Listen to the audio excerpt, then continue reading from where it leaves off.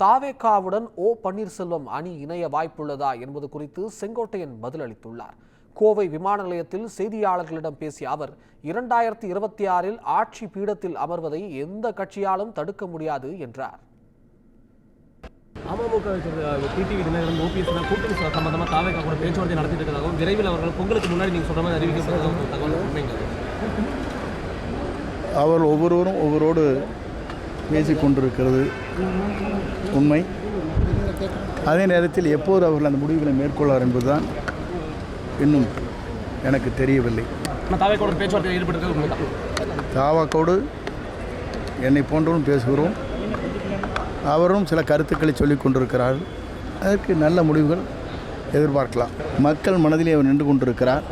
மக்களால் 2026 அவர் ஆட்சி பீடத்தில் அமர்வதை எந்த சக்தியாலும் தடுக்க முடியாது.